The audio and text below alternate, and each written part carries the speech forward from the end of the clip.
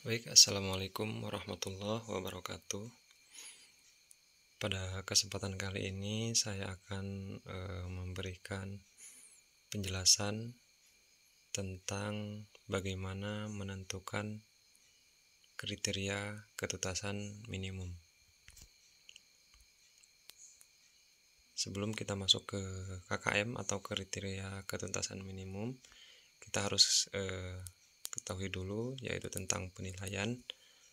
Bahwasanya karena kenapa KKM yang akan kita buat itu berkaitan dengan penilaian. Jadi dalam hal ini saya akan menjelaskan sedikit tentang penilaian. Jadi penilaian itu adalah proses pengumpulan dan pengolahan informasi untuk mengukur pencapaian hasil belajar peserta didik.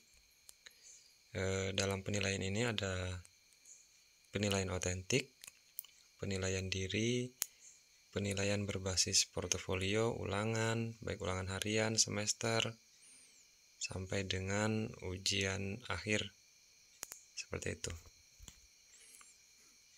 Dan untuk penilaian hasil belajar pada pendidikan dasar dan menengah itu terdiri dari penilaian hasil belajar oleh pendidik, oleh satuan pendidikan, dan oleh pemerintah.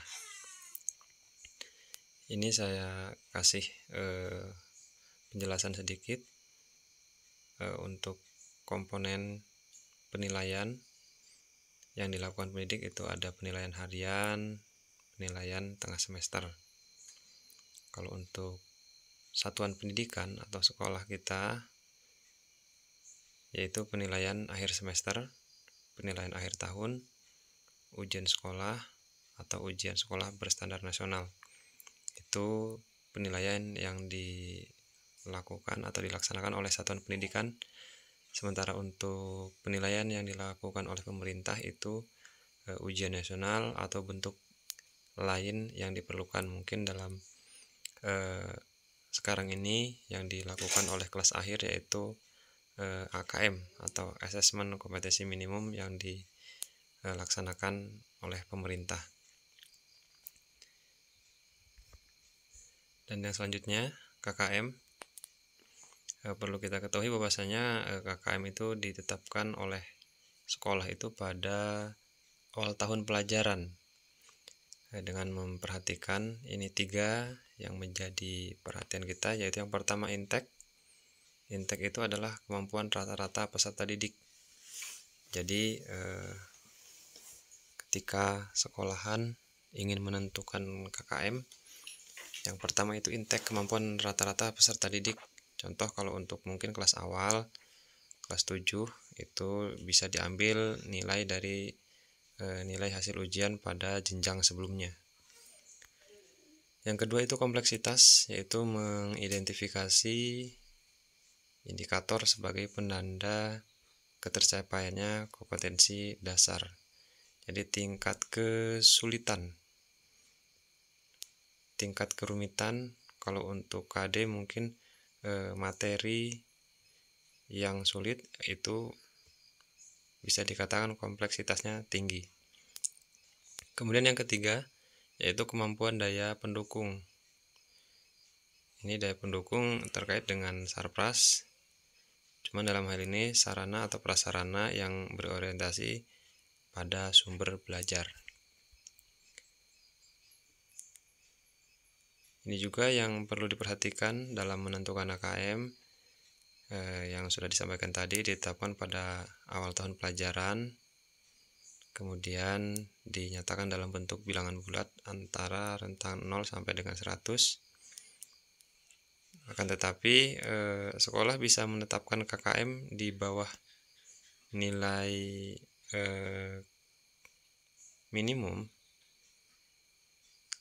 dan kemudian langkah selanjutnya yaitu sekolah itu berupaya secara bertahap meningkatkan untuk mencapai ketuntasan minimum. Artinya kita tidak boleh memaksakan untuk menentukan nilai KKM yang tinggi, akan tetapi kita lebih realistis sesuai dengan keadaan. Untuk prinsip penetapan KKM ini dilakukan melalui analisis ketuntasan belajar minimal pada setiap indikator dengan memperhatikan kompleksitas daya dukung dan intek peserta didik. Kemudian untuk KKM KD itu merupakan rata-rata dari KKM indikator yang terdapat dalam kompetensi dasar tersebut.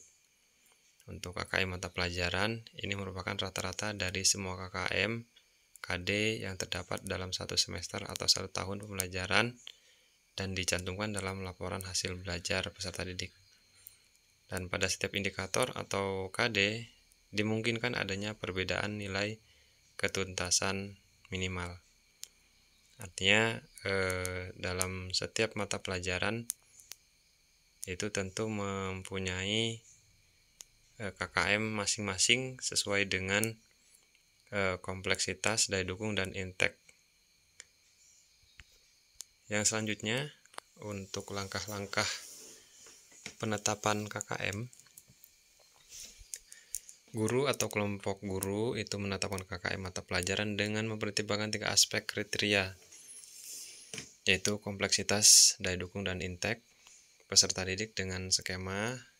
Jadi ini yang pertama kita harus tahu dulu atau menentukan indikator KKM dari indikator KD kita.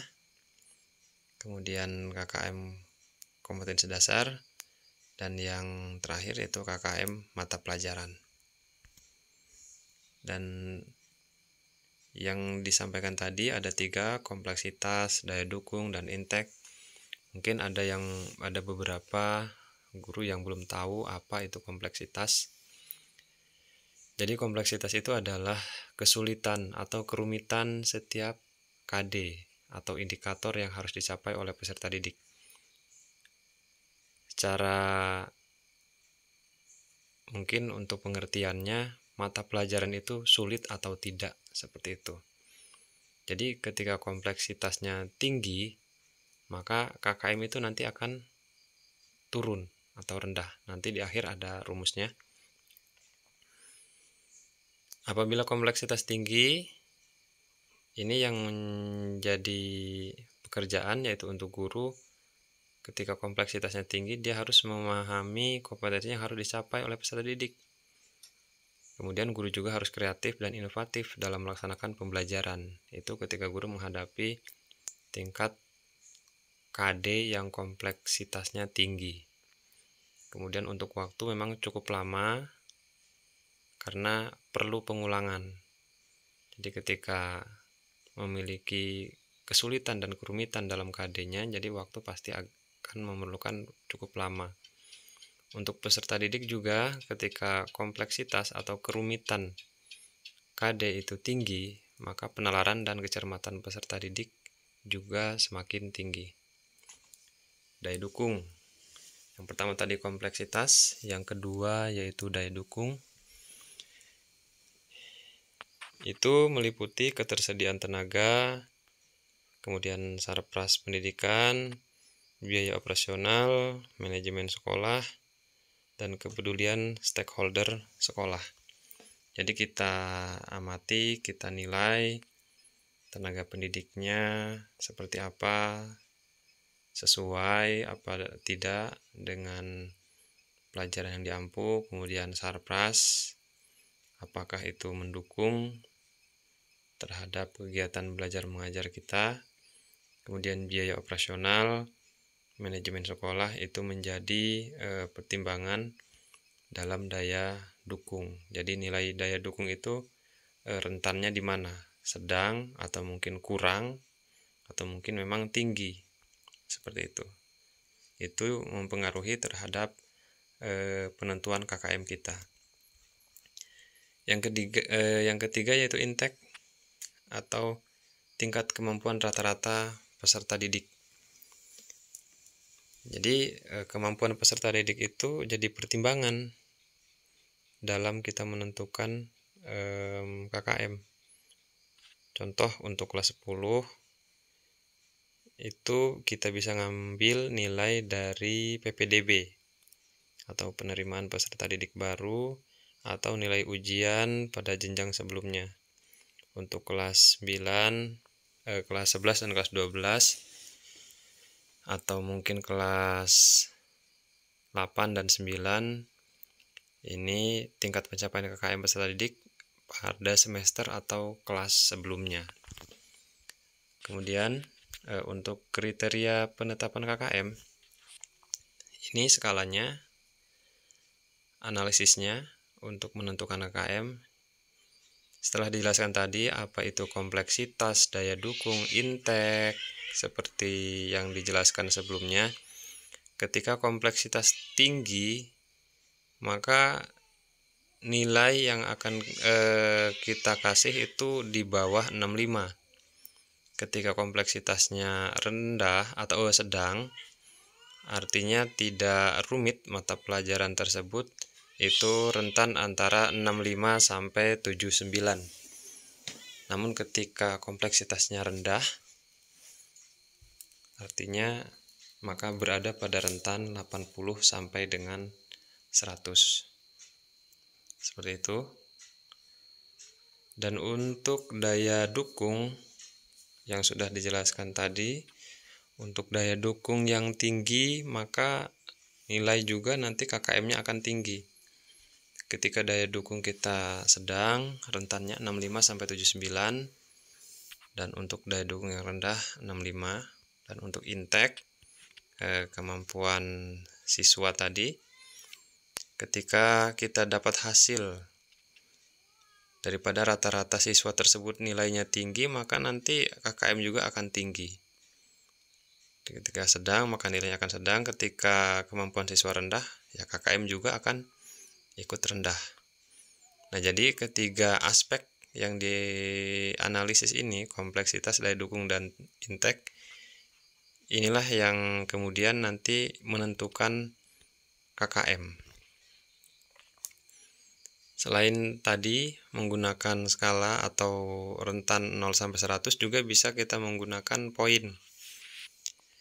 Jadi ketika kompleksitasnya tinggi, maka poinnya 1, rendah ya. Artinya ketika rumit, maka kita turunkan skala penilaian kita, itu berada di bawah. Ketika sedang, maka skala penilaiannya juga sedang. Jadi rentannya antara 1, 2, dan 3. Daya dukungnya tinggi, maka standar KKM kita juga nanti akan tinggi. Ketika intek atau rata-rata kemampuan siswa tinggi, maka skala penilaian kita juga tinggi untuk menentukan KKM. Jadi ini untuk kriteria penetapan KKM. Jika indikator, ini sebagai contoh ya, ini rumusnya, jika indikator memiliki, ketika kompleksitasnya tinggi, maka tadi poinnya 1, daya dukungnya sedang 2, ketika intek siswanya sedang juga 2, maka nilai KKM-nya adalah seperti ini, 1 ditambah 2 dibagi 9 dikali 100. Jadi KKM-nya adalah ketika kompleksitas tinggi, daya dukungnya sedang, intek siswa sedang, maka KKM-nya yaitu 55,6. Mungkin hanya ini sedikit pemaparan tentang cara menentukan atau menetapkan KKM, baik itu KKM yang dilaksanakan atau ditentukan oleh masing-masing mapel atau oleh sekolah. Demikian, Assalamualaikum warahmatullahi wabarakatuh.